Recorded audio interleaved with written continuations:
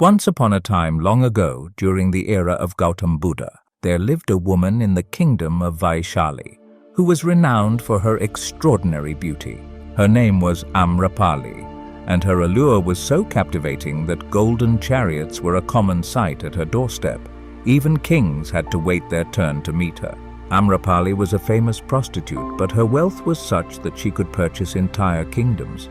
Yet beneath her external beauty lay a longing soul yearning for genuine love. People often referred to her as Nagarwadu, the wife of the whole town. One day, as Amrapali was relaxing while standing on her terrace, her eyes fell upon a young Buddhist monk who had nothing but a humble begging bowl to his name. In spite of his lack of material possessions, the monk radiated an unmistakable aura of enlightenment and grace that captivated her. Intrigued by his charm, Amrapali rushed down to him and implored, "O monk, please accept my hospitality and have a meal at my home." She was sure that nobody could deny her request, and she was right, as the young monk graciously accepted her invitation. After serving him food, Amrapali extended a remarkable offer, since she wanted to test herself and her beauty further. She said, "In just 3 days, the rainy season is about to begin.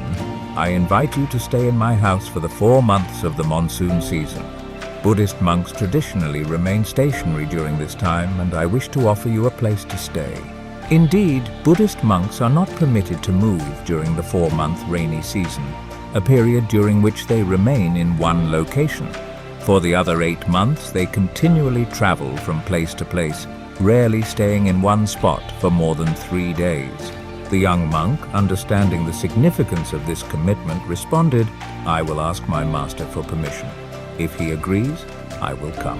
Before the young monk could reach the assembly to discuss Amrapali's invitation with his fellow monks, rumors began to circulate. Monks who had observed the encounter rushed to inform the Buddha of the situation. They explained that Amrapali, the prostitute, had invited the young monk to stay in her house for the 4-month rainy season, and this caused considerable concern among the monks. A monk residing in a prostitute's house was deemed highly inappropriate. Despite the mounting disapproval, Buddha calmly responded, displaying his profound wisdom, "Let him come." When the young monk returned to the Buddha to relay the whole story, he said, "A woman has invited me to stay for the 4 months of the rainy season in her house. During this period, every monk must stay with someone as it is customary. I also need a place to stay, and I seek your permission to go and reside with her. I will go only if you permit it." Buddha looked into the monk's eyes and with unwavering certainty granted his permission. This decision was met with shock and disbelief from the thousands of monks present, who could not fathom why the Buddha had allowed a monk to stay in a prostitute's house. In response to the growing dissent, Buddha calmly explained, "I know that she is a prostitute, but he has not used that word. He referred to her as a woman. I allow him to stay there because he shows her respect." Buddha's trust in his monk remained steadfast despite the doubting whispers of his disciples. He assured them, "You should keep silent. 4 months will pass and I trust my monk. I have looked into his eyes and there is no desire for lust. If a monk's meditation is deep, he will not change, and if his meditation is not deep, a prostitute may change him. Then he is not suitable to be considered as a monk. It is a matter of meditation versus physical attraction. Let us wait for 4 months before reaching a conclusion." Nevertheless, some disciples thought that Buddha was taking an unnecessary risk by placing so much trust in a young monk. They believed that the monk's youth and Amrapali's extraordinary beauty made the situation precarious. Yet they decided to wait and see how events would unfold. 4 months came and went, and when the time was right, the young monk returned to Buddha, touched his feet in reverence. Following closely behind was Amrapali, who also bowed down and touched Buddha's feet.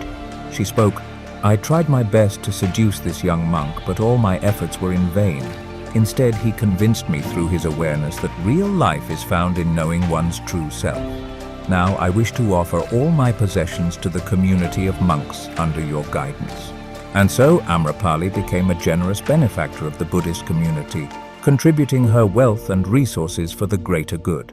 It is said that in time she herself became an enlightened woman monk among the disciples of Gautama Buddha, illustrating the profound transformation that can occur when one's spiritual journey is guided by inner awareness and wisdom, rather than external desires. This story serves as a timeless lesson about the power of inner strength, meditation, and the ability to overcome external temptations, shedding light on the path to self-realization and the transformation of one's life for the better. It is a story of redemption and the potential for profound change when one's focus shifts from the external to the internal, a message that continues to resonate with those seeking wisdom and spiritual growth. When we examine our lives, we can observe that the key to managing the emergence of sexual thoughts in our minds is to initially address and diminish our sexual desires. However, it doesn't mean you should suppress your sexual desires completely, as these desires can be powerful and often govern one's thoughts and actions. Buddha's decision to permit the young monk to stay with Amarpali, despite her profession, signifies his deep understanding of human desires and his belief in the power of meditation to overcome them. For many, these thoughts can be distracting and challenging to manage, especially in a world inundated with sexual imagery and content.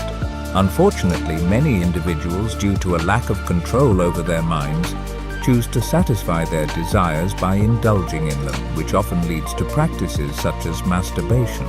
However, it's important to remember that our semen holds a significant amount of our energy, and by conserving this vital energy, we can attain tremendous success in various areas of our lives.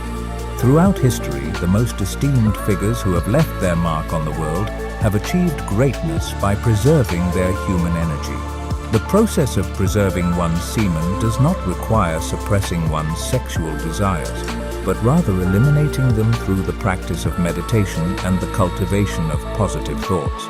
By practicing meditation, you can gain mastery over your own mind and learn to focus your thoughts and increase awareness.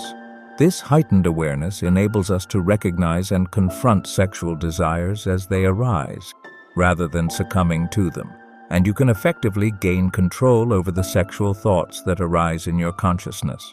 Thanks for watching this video. If you found it helpful, don't forget to leave a like. Show your support by subscribing to my channel, and we'll see you in the next video.